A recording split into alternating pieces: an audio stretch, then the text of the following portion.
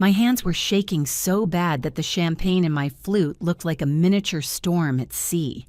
It was spilling over the rim, sticky and cold against my fingers, dripping onto the balcony railing, but I couldn't put the glass down. If I put it down, I might fall down.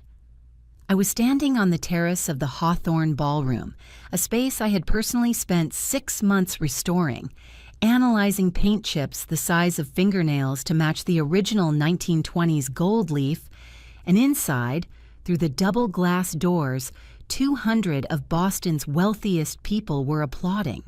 They weren't clapping for the keynote speaker. They weren't clapping for the mayor. They had just finished clapping for me.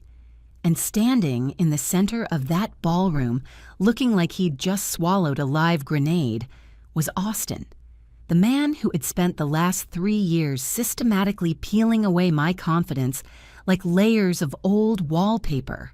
He was alone. His date had backed away from him like he was contagious. The silence around him was a physical thing, a vacuum in the middle of the noise. "You okay?" I jumped, nearly dropping the glass. It was Mason. He didn't touch me. He knew better than to startle a woman in shock, but he was close enough that I could smell the starch on his shirt and that clean, antiseptic soap smell surgeons never seem to lose. "I think I'm going to throw up," I said, my voice sounding weirdly calm, like it was coming from a radio in the next room. Mason nodded, looking out at the city skyline. "That's a reasonable physiological response to adrenaline, but don't ruin the dress. It's a really good dress." I looked down at the emerald silk. It was my armor. "He looked so small," I whispered. "He always seemed 10 feet tall to me. When did he get so small?" "He didn't shrink, Mal," Mason said quietly. "You finally stood up." It sounds like a movie moment, right? The triumphant heroine, the defeated villain, the handsome doctor by her side. But here's the thing about real life. It's messier. My heart was hammering a frantic rhythm against my ribs, and my brain was replaying the loop of the last 7 months. To understand why I was shaking on a balcony in a $600 dress, enjoying the destruction of a man I used to think I loved, you have to understand the crawl space. You have to understand the day I finally broke. If you're watching this video, tell me where you're from or what time it is for you. 7 months ago, I wasn't standing on balconies drinking champagne. I was belly crawling through the attic of the Winslow estate, inhaling dust that was older than the Great Depression. It was 100 degrees up there, literally. It was early June, and the Winslow attic was basically a convection oven designed to kill historical preservationists. I was wearing a Tyvek suit that was sticking to my back, a respirator that made me sound like Darth Vader with asthma, and thick work gloves coated in grime. I was tracing a timber frame joint from the 1880s, trying to figure out why the east wing was sagging 3 inches to the left. It was meticulous, sweaty, unglamorous work, and I loved it. I loved the logic of it. Wood doesn't lie to you. Gravity doesn't gaslight you. If a beam is rotting, it's rotting. It doesn't tell you that you're imagining the rot because you're oversensitive. Then my phone buzzed against the plywood floorboards. I ignored it. It buzzed again and again. The aggressive staccato vibration that meant only one person, Austin. I sighed, blowing dust out of my respirator valve, and peeled off one glove. My hand was slick with sweat. I swiped the screen. "I'm in a crawl space, Austin," I answered. "Please tell me the apartment isn't on fire." "Lunch, tomorrow, 1 hour p.m. Bistro Lumiere," he said. "No hello, no, how are you? Just a summons." I sat up, banging my helmet against a rafter. "Ow, Austin, I can't. I have the Historical Commission meeting at 2 tomorrow. I've been prepping for this for weeks. If I miss it, we don't get the permit for the copper flashing." "Move it," he said.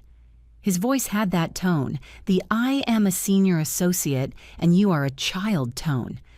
"This isn't a request, Mallory. The senior partners are taking the new associates out. Richard Patterson and Thomas Brennan. They're bringing their wives. I need you there." "I can't just move a city commission meeting," I tried to explain, wiping sweat from my forehead with the back of my wrist. "There's a docket. Bureaucracy doesn't care about your lunch." "Figure it out," he snapped. "This is partnership track, Mallory. Do you want to be the reason I don't make partner? Because frankly, your lack of support lately has been noticed." There it was. The hook. The guilt. The implication that my career was just a cute hobby that was actively getting in the way of his real work. "Okay," I said, hating how small my voice sounded. "I'll try to reschedule." "Don't try. Do." He paused. "And Mallory? Wear something decent? Not your work clothes? Don't show up smelling like sawdust." He hung up before I could answer. I sat there in the dark, sweltering attic, staring at a rusty nail head. Don't show up smelling like sawdust. Like the evidence of my hard work was something shameful. Like the dust of history was just dirt to him. I should have thrown the phone across the attic. I should have stayed in the crawl space. But I didn't. Because 3 years of emotional erosion is a hell of a drug. Friday morning was a disaster of my own making. I spent 40 minutes in the shower, scrubbing my hands with a pumice stone until my skin was raw, terrified that there might be a speck of grime under my fingernails. Austin had a way of looking at my hands like they were foreign objects, inspecting them for flaws. I stood in front of my closet, wrapped in a towel, staring at my clothes. My wardrobe was split into 2 distinct personalities: Mallory the architect, jeans, boots, flannel, high-vis vests, and Austin's girlfriend, sheath dresses, uncomfortable heels, muted colors. I pulled out the navy dress. You know the one, every woman has one, the corporate wife cosplay dress. It was stiff, high-necked, and totally inappropriate for a 90-degree day in June, but it looked expensive. "You look professional," I told my reflection. "You look like you belong." My reflection looked back at me with tired eyes. I tried to cover the dark circles with concealer, but the lighting in my loft, usually my favorite thing about the apartment, was unforgiving. I lived in a renovated textile mill downtown. Exposed brick, original maple floors, I'd refinished myself on weekends, massive industrial windows. It was my sanctuary. But right now, standing there in that stiff blue dress, I felt like an intruder in my own home. I left 20 minutes early to account for the tunnel traffic. The air conditioning in my Honda CR-V was on the fritz, blowing lukewarm air that smelled faintly of mildew. I was sweating before I even hit the highway. My phone pinged, a text from Austin. "Don't be late." Richard hates lateness. I wasn't late. I was never late. In my line of work, if you're late, concrete sets. If you're late, structural integrity fails. But he always assumed I was a chaotic mess because I didn't work in a glass tower. I gripped the steering wheel, my knuckles white. "Just get through lunch," I told myself. Smile, nod, laugh at the lawyer jokes. Don't talk about timber rot. Don't bore them. That was the mantra Austin had drilled into me. Don't bore them with the details. I pulled into the parking garage, checked my makeup in the rearview mirror, and pasted on a smile that didn't reach my eyes. I felt like I was walking to an execution, not a meal. Bistro Lumiere was one of those places that charges you for the ambiance and forgets to season the food. It was all white tablecloths, crystal goblets, and waiters who looked like they were judging your credit score. The hostess looked me up and down, her eyes lingering on my shoes, sensible heels, not designer, before giving me a tight smile. "Mr. Caldwell's party is on the patio." "Of course," I said, "because it's 100 degrees. I walked out onto the patio. The sun was brutal. It was bouncing off the white linens and blinding me. Austin was holding court at a center table, looking cool and crisp in a gray bespoke suit. Sitting with him were 2 older men who looked like they owned sailboats they didn't know how to sail, and 2 women who looked like they spent a lot of time at spas I couldn't afford. "Mallory!" Austin stood up, checking his watch immediately. I was 5 minutes early, but he checked it anyway.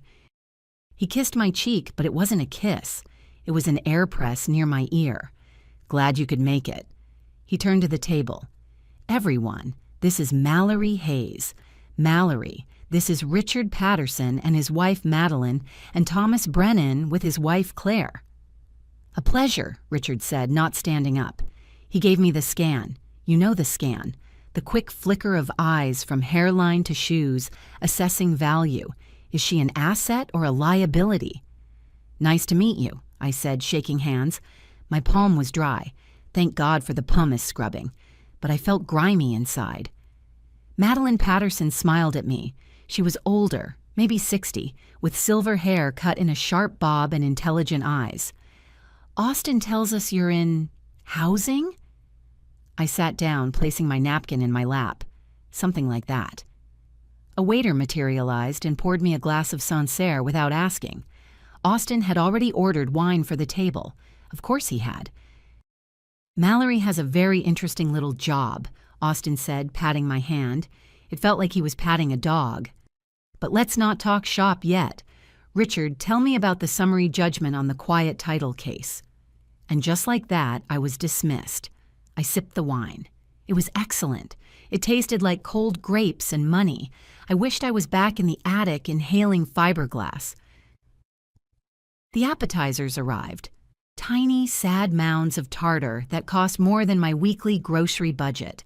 The conversation revolved exclusively around the firm. Who was billing what? Who was sleeping with the paralegals? Followed by raucous laughter. And which client was being a nightmare? I did what I always did. I performed. I nodded at the right times. I smiled when they laughed. I made myself invisible. Then, during a lull, Madeline turned to me again. She seemed bored by the legal talk. "So, Mallory, Austin cut you off earlier. You're an architect, correct?" The table went quiet.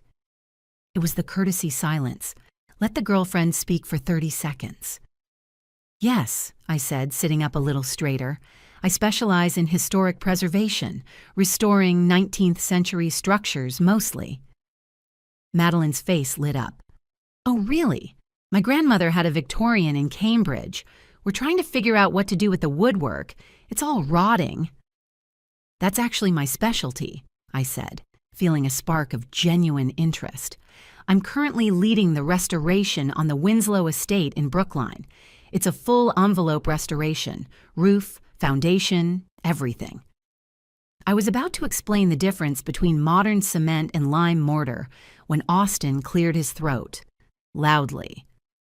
"Mallory is being a bit grand," he said, chuckling. That chuckle, that condescending, "isn't she cute" sound. She's more of a decorator for old houses. She picks out paint colors and doorknobs. It's a hobby, really. The air left the table. My face burned. "It's not a hobby, Austin," I said, my voice tight. "I'm the lead architect. It's a $2 million structural renovation." Austin rolled his eyes. He actually rolled them. "Babe, come on, you work with a contractor. You're part of a team. Let's not exaggerate for the partners. It's unbecoming." He looked at Richard and Thomas with a conspiring grin. "She gets very attached to her little projects. We've been talking about her getting a real estate license, something with actual growth potential." I froze. I stared at him. He had just called me a liar and a failure in front of the most important people in his professional life. Richard looked at his wine glass. Claire looked at the view. Madeline looked at me with something that felt like pity. I opened my mouth to defend myself, to list my degrees, my certifications, the fact that the mayor knew my name. But my throat closed up. Every instinct I had was screaming, "Don't make a scene, don't be the crazy girlfriend." "Actually," a voice said from the end of the table. I blinked. I had completely forgotten there was another person there. A man had been sitting at the far end next to Claire. He hadn't said much during the legal circle jerk. I knew he was a client or a consultant, but I hadn't caught his name. "I know the Winslow project," the man said. His voice was deep, calm, and incredibly steady. "I drove past it last week. The scaffolding work alone is impressive engineering. That's not decorating, that's structural surgery." Austin's smile tight, brittle. "Marcus, you're a doctor, not a contractor. You don't understand the nuances of the industry. It's Mason, the man corrected gently. And no, I'm a surgeon. I know precision when I see it, and I know when someone is minimizing expertise. Austin snapped. It was instantaneous. His face went red. He hated being corrected. He especially hated being corrected by another man in front of his bosses. He turned on me, as if it was my fault the stranger had spoken. He leaned forward and his hand came up. He pointed his index finger right at my face. It was such an aggressive, accusatory gesture, like he was marking me for a drone strike. "Let's be honest, Mallory," he said, his voice rising. It was loud, too loud for a French bistro. "You're nothing special. You play in the dirt with old buildings because you don't have the ambition for the real world." The restaurant went dead silent.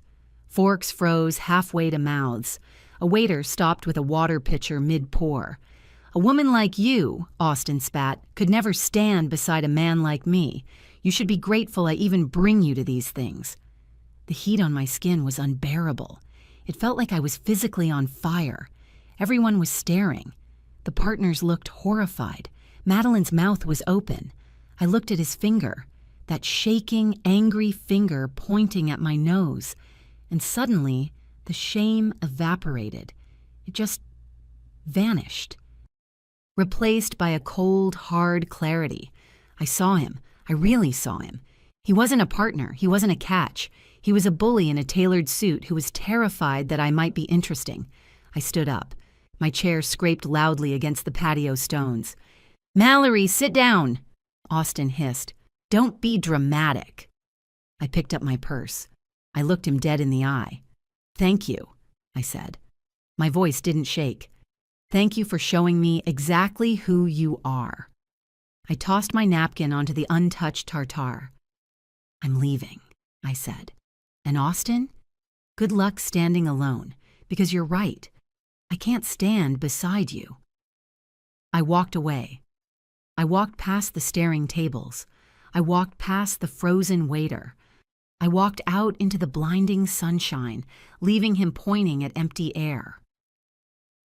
The second I got into the elevator of the parking garage, I collapsed. Not literally, but internally.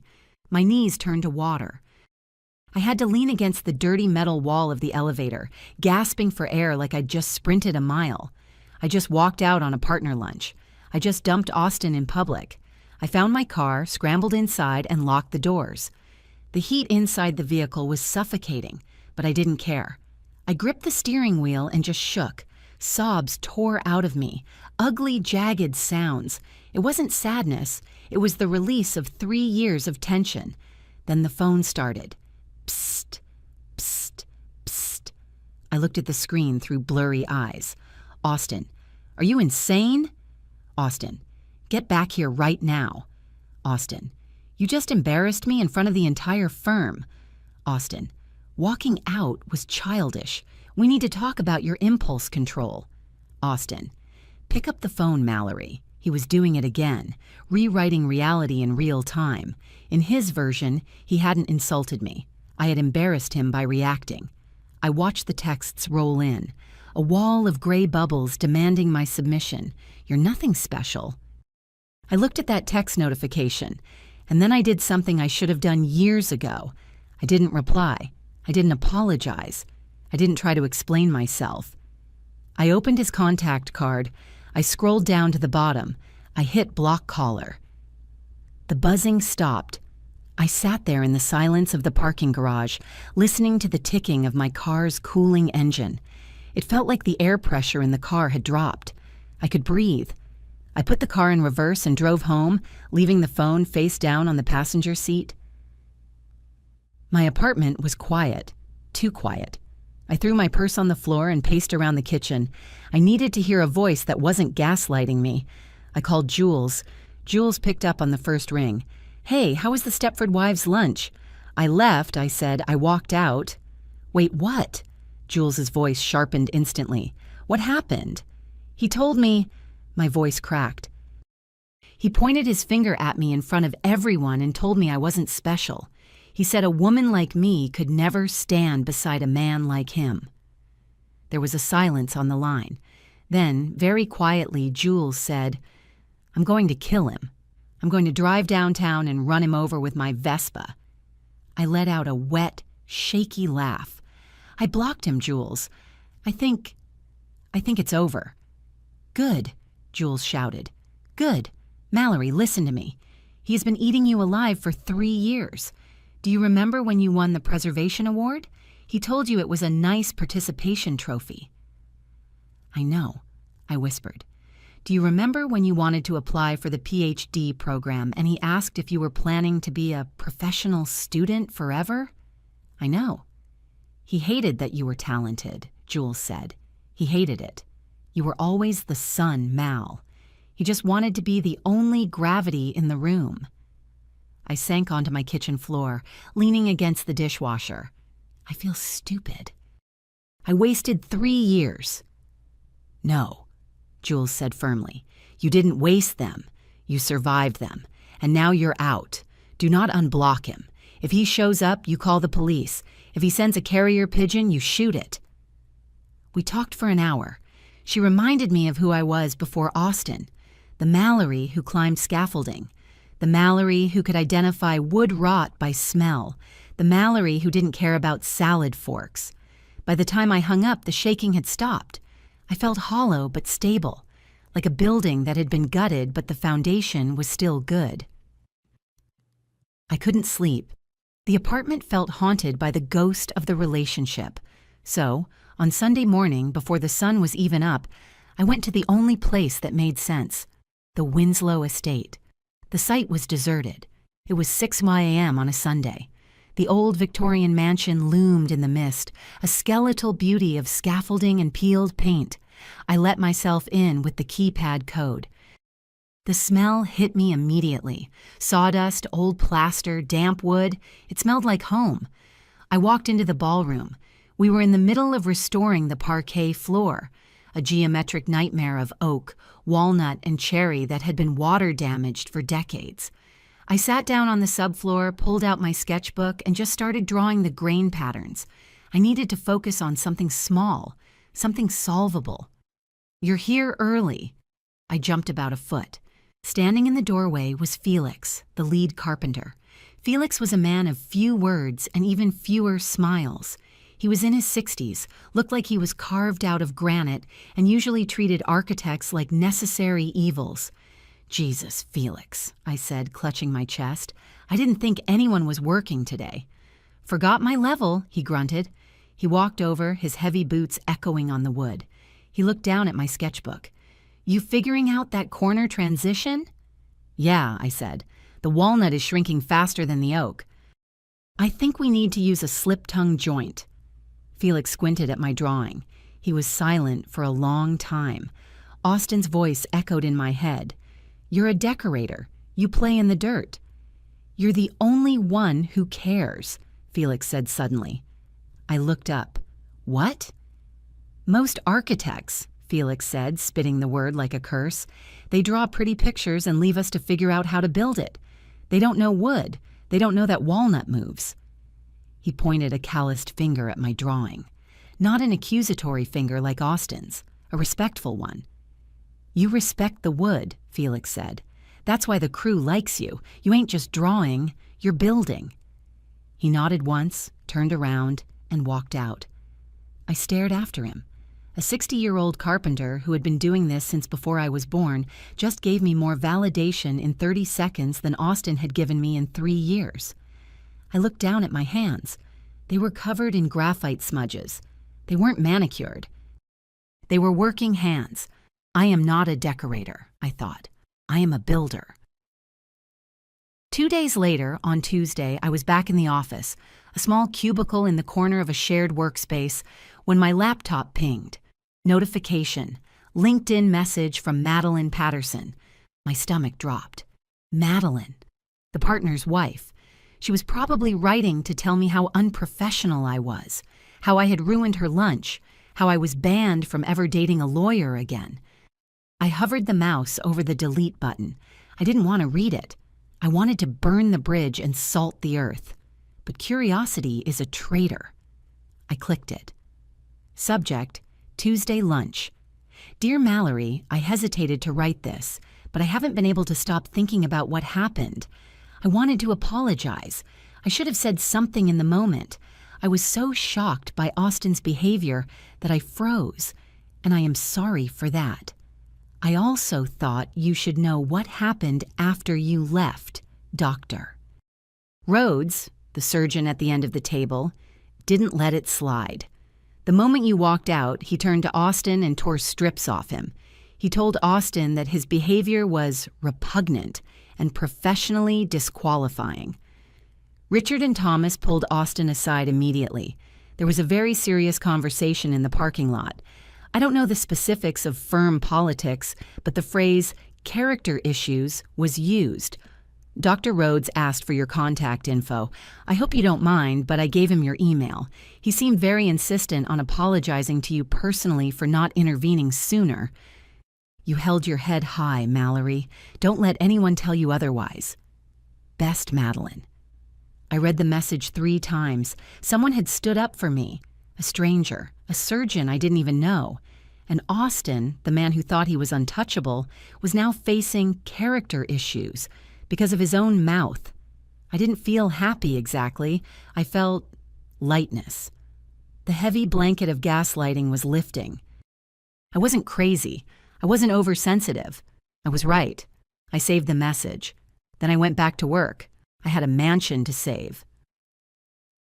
3 months after the bistro incident, the universe decided to test whether my spine had actually hardened or if I was just faking it. I got a call from the Hawthorne Preservation Trust. They wanted me to bid on the Hawthorne Theater restoration. This wasn't just a project. This was the project. A 1928 Art Deco palace that had been boarded up since the late 90s. The budget was $12 million. They're interviewing 3 firms, my new assistant Leo told me. Leo was 22, wore vintage cardigans, and was fiercely protective of my schedule. The other 2 are massive corporate firms from New York. We're the underdog. I like being the underdog, I lied. I was terrified. We did the initial walkthrough on a Tuesday. The theater was a wreck. The ceiling was peeling like sunburned skin, and the smell of pigeon guano was overwhelming. But the bones were magnificent. I was walking through the orchestra pit with the board of directors, 6 people who looked like they owned half of Boston, when I saw it. Lying in a pile of debris near the stage left exit was a chunk of the original acoustic paneling. It wasn't just plaster. It was a specific horsehair reinforced composite that had been patented in 1927 to amplify unamplified voices. It was the holy grail of acoustic archaeology. Don't touch that, one of the board members, a man named Mr. Sterling, warned as I crouched down. It's all trash. It's not trash, I whispered. I picked it up. It was heavy, about the size of a dinner plate, with the original fluted molding still intact. This is the DNA of the room's sound. If we analyze this, we can recreate the exact acoustics of Opening Night, 1928. I saw the spark in Sterling's eyes. That was my hook. The other firms would talk about lobby paint and seat fabrics. I was going to sell them the sound. I'm taking this, I said, pulling a heavy-duty sample bag from my kit. I'll analyze the composition and bring it to the final pitch on Friday. Be careful with it, Sterling said. It's the only piece that survived the water damage. I'll guard it with my life, I promised. I put the sample in my reinforced Pelican case. I felt invincible. I had the ace up my sleeve. Friday morning was a symphony of chaos. The presentation was at 10 LYAM. I was in the Uber at 9:15 reviewing my notes. The Pelican case was at my feet. I was wearing my power suit. Charcoal gray, tailored, no nonsense. The driver took a sharp turn to avoid a cyclist, slammed on the brakes, and my Pelican case slid violently across the floor, smashing into the metal seat track of the passenger side. Thunk. It was a heavy sound. A bad sound. You okay back there? The driver asked. Fine, I said, breathless. I arrived at the Trust's headquarters at 9:45. I went straight to the restroom to check the sample.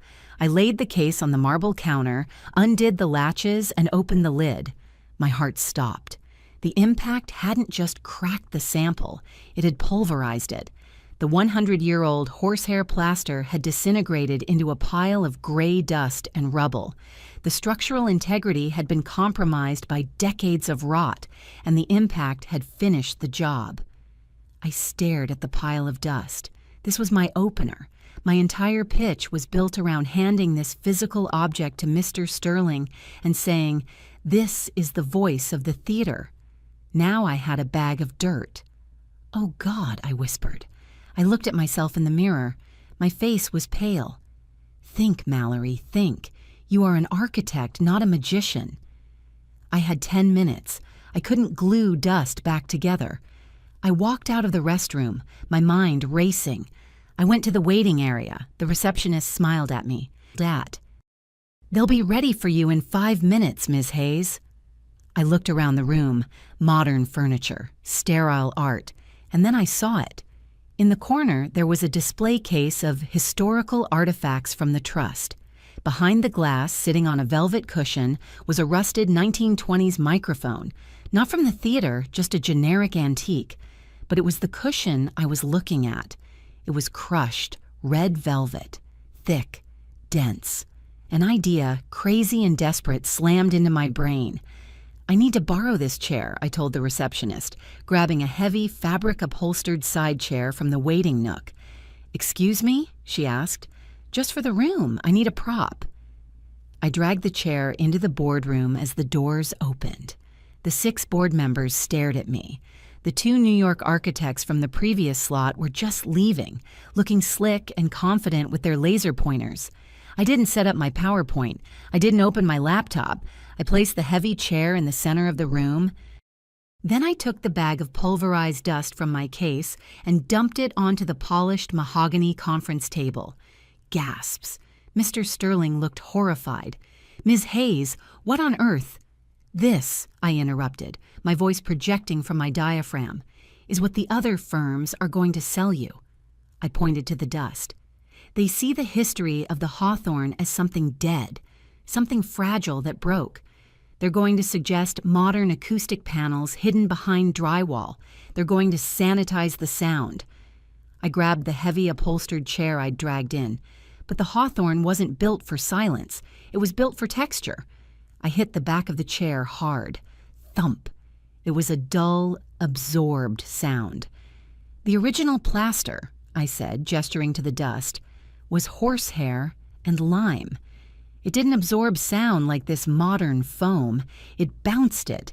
It gave the voice teeth." I looked Sterling in the eye. I broke that sample. It shattered because it was tired.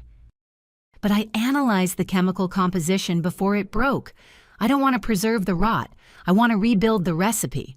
I'm not going to patch the theater. I'm going to recast the entire acoustic shell using the 1928 formula." I leaned over the table, hands on the mahogany. "You don't need a renovation. You need a resurrection, and I'm the only one crazy enough to mix the plaster by hand to get it right." Silence. Absolute silence in the room. Then Mr. Sterling cracked a smile. "Resurrection," he mused. "I like that word." I walked out of that meeting shaking, sweating through my charcoal suit. I had improvised my career on a pile of dust and a waiting room chair. By the time I got back to the office, Leo was holding a bottle of champagne. "We got the call," he screamed. "They canceled the 3rd interview. You got it." High on the adrenaline of the Hawthorne contract, I made the mistake of thinking I was safe. I went to Whole Foods. It was a Wednesday evening. I was standing in the produce section debating between organic kale, which I felt I should eat, and regular spinach, which I actually would eat, when I felt a presence. "Mallory." The voice was like a violin string being tightened until it snapped. I froze. I knew that voice. I turned around. Standing next to a display of heirloom tomatoes was Eleanor Caldwell, Austin's mother. She was wearing a cream linen suit that probably cost more than my car. She looked immaculate, terrifying, and completely out of place next to the wet vegetables. "Mrs. Caldwell," I said, gripping my shopping basket. "Hello." She didn't say hello. She stepped into my personal space, blocking my exit toward the bakery. "We need to talk," she said. "I don't think we do," I replied, surprised by my own firmness. "I'm just buying groceries." "Austin is devastated," she said. She said it like an accusation, like I had run over a puppy. "He has been struggling at the firm. He's distracted.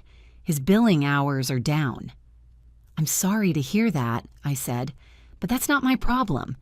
Her eyes narrowed. "You think you've won something, don't you? Because you made a scene? Because you walked away?" She picked up a tomato, inspected it with disdain, and put it back. "Let me tell you the reality of the situation, Mallory. You are 31 years old. You are a woman in a construction field. You are not getting younger, and frankly, you are not getting any more marketable." My jaw dropped. "Excuse me?" "Austin was a catch," she hissed. "He comes from a good family. He has a future. You have pride, and women in your position don't have the luxury of pride. You should call him, apologize. He's willing to forgive you if you admit you were hormonal." Hormonal? The word hung in the air, smelling of misogyny and expensive perfume. I looked at this woman. For 3 years, I had tried to impress her. I had bought her thoughtful gifts. I had listened to her critique my hair, my clothes, my laugh. I set my basket down on the floor. "You're right about one thing, Eleanor," I said. I used her first name. I had never done that before. Her eyes widened. "I don't have the luxury of time," I continued, my voice steady enough to be heard by the guy restocking the peppers. "I don't have the time to waste on people who think I'm a depreciating asset, and I certainly don't have the luxury of settling for a man who needs his mommy to fight his battles in the vegetable aisle." "How dare you?" she gasped. "I'm not calling him," I said, "and if you approach me again, I'll file a harassment order. Have a nice day." I turned and walked away. I left my kale. I left my dinner. I walked straight out the automatic doors, got into my car, and screamed. It wasn't a scream of sadness. It was a scream of rage, pure, clarifying rage. 2 weeks later, the Architectural Digest piece dropped. They had sent a photographer to the Winslow estate. The photos were stunning. Golden hour light hitting the restored woodwork, close-ups of the joinery. But the centerpiece was a portrait of me. I was wearing my hard hat, sawdust on my jeans, holding blueprints. I looked tired, but I looked formidable. The headline read, "The Architect of Memory, How Mallory Hayes is Saving Boston's History." My phone exploded. Emails from colleagues. A text from Jules saying, "Hot damn." A LinkedIn request from the mayor. And then, around noon, a text from a number I didn't recognize. "Unknown," saw the article. "Impressive. You finally look like a pro." I stared at the screen. I knew the cadence. I knew the backhanded compliment. Finally, as if I hadn't been a pro before the magazine said so. "Unknown. We should grab a drink. Celebrate. I've been doing some thinking, and I think we could be a power couple now. You've leveled up." He was propositioning me. Not because he missed me, not because he loved me, but because my stock value had gone up. I was now an accessory that would look good on his arm at a partner's dinner. "Leveled up," I muttered to my empty office, like I'm a video game character. I didn't feel the urge to reply. I didn't feel the urge to tell him off. The anger from the grocery store had burned down into something like ash, cold and inert. I swiped left, delete thread, block caller. It took 2 seconds. It felt like shedding skin. September in Newport, Rhode Island is beautiful. The preservation conference was held at one of the gilded mansions on the cliffs. The air smelled of salt and old money. I was the keynote speaker for the afternoon session. My talk was titled, "Structural Empathy, Listening to What Buildings Want." I was nervous, but once I got on stage, the nerves vanished. I talked about the Winslow estate. I talked about the Hawthorne acoustic sample and how I broke it. The crowd laughed. They nodded. They were my people. When I finished, the applause was genuine. I walked down the steps of the stage, flushed with success, and almost ran into a chest in a navy blazer. "That was eloquent," a deep voice said, especially the part about the horsehair. I looked up. It was him, the man from the bistro, Mason. He looked different without the tension of the restaurant. He looked tired, doctor tired, deep lines around his eyes, but he was smiling. "Dr. Rhodes," I said, "what is a trauma surgeon doing at an architecture conference?" "Please, call me Mason," he said, "and I'm here because I bought a brownstone in the South End that is currently trying to kill me." I laughed. "Old houses fight back." "I noticed," he said. He hesitated, shifting his weight. "Look, Mallory, I've wanted to reach out for months, but I didn't want to be intrusive after the bistro." "Madeline told me what you did," I said softly, "that you stood up for me after I left." He grimaced. "I didn't do enough. I should have stopped him before you had to walk out. I watched a bully pick at you for an hour and I stayed polite because of social contract. I regret that." "You spoke up when it mattered," I said. "He's a fool," Mason said. It wasn't angry. It was just a clinical observation. "I see a lot of trauma, Mallory. I know what damage looks like. He was trying to break you because he couldn't control you." He reached into his pocket and pulled out a card. "This is professional," he said quickly. "Strictly. My contractor is suggesting we tear out the original staircase because it squeaks. I need a second opinion from someone who respects the wood. I'll pay your full consult fee." I took the card. Mason Rhodes, MD, Pediatric Cardiothoracic Surgery. "Don't let them tear out the stairs," I said. "I'll come look at it on Saturday." Mason's house was a crime scene, not literally, but architecturally. It was a gorgeous 1890s shell that had been assaulted by the 1990s. Someone had installed drop ceilings. There was beige laminate flooring over the original hardwoods. "It's bad, isn't it?" Mason asked. We were standing in the hallway. He was wearing jeans and a faded t-shirt that said Mass General Charity Run 2018.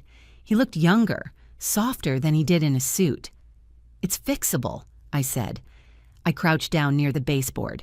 "See this? This is a false wall.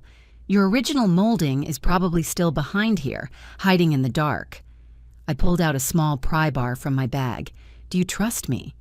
"I just watched you give a lecture on structural empathy." He grinned. "I trust you." I wedged the bar behind the laminate and pulled. With a screech of nails, the beige plastic popped off. Underneath was glorious dark mahogany wainscoting. "Wow," Mason breathed. We spent the next 2 hours walking through the house. I pointed out water damage, load-bearing walls, and terrible wiring. Mason followed me with a notebook, writing everything down. He didn't interrupt. He didn't mansplain construction to me. He asked questions like, "Why does the lime mortar breathe?" and "How do we support the joist without steel?" We ended up in the kitchen drinking tap water out of plastic cups because he hadn't unpacked fully. "You're a wizard," he said. "I've had 3 contractors in here and none of them saw what you saw." "I'm just a nerd," I shrugged. "It's not brain surgery, which, you actually do." "It's the same thing," Mason said seriously. "It is not. You save lives. I save crown molding." Mason set his cup down. "My dad was a plumber. 30 years. He used to tell me, 'Mason, the world needs excellent doctors, sure, but civilization ends without excellent plumbers. You can survive a heart attack. You can't survive cholera.'" He looked at me intently. "There is no hierarchy of competence, Mallory." "That's a lie people like Austin tell themselves to feel important. You have a mastery over the physical world that I don't have. That deserves respect. Period." My chest felt tight. For 3 years, Austin had made me feel like my work was cute. Mason made me feel like it was foundational. "Thank you," I whispered. "So," he said, changing the subject smoothly, "since I'm saving thousands of dollars on a staircase I don't have to replace, can I buy you dinner? Not a consult dinner, a date dinner." I looked at his kind eyes, his messy hair, his plumber's son hands. Yes, I said. I'd like that. We had been dating for 6 weeks. Quiet dinners, long walks, me teaching him how to strip varnish. When the past tried to kick down my door, I was in my new office. We had moved into a converted warehouse in the seaport. It was open concept, brick and beam. I had 4 employees now. The glass door opened and Austin walked in. He walked past Leo at the front desk. He walked past my junior architect. He marched right into my office like he paid the rent. He looked diminished. His suit was wrinkled. He looked like he hadn't slept. "You blocked me," he said. "No hello." I stood up slowly behind my desk. "Get out." "We need to talk, Mallory. This has gone on long enough. You've made your point. You're successful. Bravo. Now stop being a child and unblock my number." "Leo!" I called out. Leo appeared in the doorway looking terrified, but holding his phone.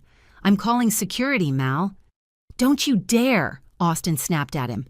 He turned back to me. "I am trying to apologize, you stubborn—" "You're not apologizing," I yelled. "You're trespassing. You think you can just walk in here? Into the business I built? You have no power here, Austin. None." "I made you," he sneered. "I introduced you to the people who gave you these contracts. You're nothing without my network." I laughed. It was a dark, cold sound. "I got the Hawthorne contract because I know how to mix horsehair plaster. You don't even know what that is. You didn't make me, Austin. You were an obstacle I had to climb over." I picked up my desk phone. "Leo, call the police. Tell them we have an intruder." Austin's face went white. He was a lawyer. He knew what a police report looked like. "You're making a mistake," he muttered. "You're going to regret this." "The only thing I regret," I said, leaning over my desk, "is that I didn't walk out of that bistro 3 years earlier. Get out." He stared at me for one long, hateful second. Then he turned and stormed out. I sat down. My hands were shaking again, but this time I didn't cry. I looked at the blueprints on my desk. I picked up my pencil. I went back to work. November. The annual Preservation Gala. It was the Super Bowl of my industry, and this year it was being held at the Hawthorne Theater, my theater. We had finished Phase 1, the lobby and the ballroom. The invitation was sitting on my kitchen counter. "You staring at that piece of cardstock like it's a bomb?" Mason asked. He was at my stove making pasta. He was really good at pasta. "Austin will be there," I said. "His firm bought a table. It's a networking event." "Okay," Mason said. And I'm scared," I admitted. Not of him, just of the feeling. The way he used to make me feel small. What if I see him and I shrink again? Mason turned off the burner. He walked over to the island and took my hands. His hands were warm and rough. "You won't shrink," he said, "because you've outgrown him, but you don't have to do it alone." "You hate galas," I said. "You said black tie is a prison for men." "It is," he smiled, "but I would very much like to be your +1. I want to stand next to you while you show off that theater. I want to hold your purse while you accept your accolades. And if he comes near you, I want to be the physical reminder that you upgraded." I laughed, tears pricking my eyes. "Upgraded?" "Significantly." He kissed my forehead. "Wear the green dress, the one that makes you look like a warrior queen." The dress was emerald green silk, backless, with a slit up the side that was strictly for danger. It cost a fortune. I didn't care. We took a town car to the theater. When we pulled up, the marquee was lit up. Hawthorne Preservation Gala. "I did that," I whispered, pointing at the marquee. "I fixed the wiring for those lights." "Hell yes, you did," Mason said. We walked in. The lobby was breathtaking. We had restored the Art Deco murals, stripped the grime off the gold leaf, and replaced the carpet with a custom weave that matched the 1928 original. The room was packed. People were gasping at the restoration. "Mallory!" Mr. Sterling rushed over. "It's magnificent, the acoustics. We tested the sound system yesterday and it's perfect." Thank the horsehair, I smiled. I was holding court. People were coming up to me, not as a +1, not as a decoration, but as the architect. Mason stayed by my side, hand on the small of my back, beaming like he had built it himself. Then I saw him. Austin was by the bar. He looked desperate. He was with a woman I didn't recognize, a young blonde who looked bored and miserable, checking her phone. He was trying to talk to a partner from another firm, but the man was looking over Austin's shoulder, scanning the room for someone more important. Austin turned. He saw me. He saw the green dress. He saw the confidence. He saw Mason. I felt Mason tense up. "Steady," I whispered. "I'm fine," Mason said. "Just enjoying the view." Austin handed his drink to his date, didn't even look at her, and started walking toward us. The circle of people around me parted. They sensed the collision. "Mallory," Austin said. His voice was loud, performing for the crowd. "Well, you certainly clean up nice." It was a compliment wrapped in an insult. "You usually look like trash." "Hello, Austin," I said. My pulse was steady. "And Dr. Rhodes?" Austin nodded at Mason. "Still playing bodyguard?" "Still playing surgeon," Mason said evenly, "though I specialize in hearts, not egos, so I can't help you much." Someone nearby snickered. Austin's face flushed red. "Cute," Austin spat. He turned back to me, his eyes raking over my dress. "So this is the big project. It's nice. A bit gaudy for my taste, but I suppose that's your style. A lot of flash, not much substance." The room went quiet. He was doing it again. The bistro dynamic, trying to humiliate me to elevate himself. "Actually," I said, my voice projecting perfectly thanks to the acoustics I had designed, "it's not flash, Austin. It's structural integrity." I stepped closer to him. I wasn't afraid. I was 6 inches shorter than him, but I felt 10 feet tall. "You spent 3 years telling me I was nothing special," I said. "You told me I played with dollhouses. You told me I couldn't stand beside you." I gestured to the room, to the soaring ceiling, to the gold leaf, to the hundreds of people admiring my work. "I don't play with dollhouses, Austin. I build monuments. I take things that are broken and rotten and forgotten, and I make them strong again. I did it with this theater, and I did it with myself after you tried to wreck me." I looked him dead in the eye. "You destroy people to make yourself feel big. I build things to make the world beautiful. That is the difference. And that is why you are standing there alone, and I am standing here, surrounded by my work." "I'm not alone," Austin stammered, looking back for his date. But she was gone. She had drifted away to the buffet. "You are," I said softly. "You're the emptiest room in the building." I turned my back on him. "Come on, Mason. I want to show you the balcony." We walked away, and behind us, nobody spoke to Austin. The crowd just closed in, ignoring him, leaving him standing in the middle of the lobby I built, completely and utterly irrelevant. 3 months later. So here we are. Austin is gone. Not dead, just gone from the high-stakes world. Rumor has it he was quietly asked to resign from his firm after a series of HR complaints from junior associates who decided they didn't want to be bullied anymore. He's working at a small personal injury firm in the suburbs now. I blocked his number, so I don't know the details. I don't care. My firm just won the bid for the Providence Opera House. It's a 5-year project. I had to hire 3 more architects. And Mason. Last night we were on the roof of his brownstone, which is almost finished, by the way. The stairs are fixed. No squeaks. We were drinking cheap beer and looking at the stars. He turned to me and said, "You know, you fixed the house. You fixed the theater. You kind of fixed me, too." "You weren't broken," I said. "I was lonely," he said. "That's a kind of broken." He pulled a ring out of his pocket. It wasn't a diamond, it was a vintage sapphire. Art Deco, 1920s.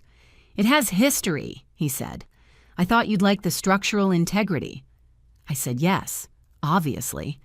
I still think about that day at the bistro sometimes. The shame, the heat, the finger pointing in my face. I used to hate that memory. Now, I'm grateful for it. Austin was right. A woman like me could never stand beside a man like him. I was meant to stand somewhere much, much higher. And the view from up here, it's spectacular. If this story resonated with you, leave a like and consider subscribing. You can also drop any comment below, even just one word. Maybe tell me where you're watching from, or what time it is right now. Sometimes one word is enough to say you were here.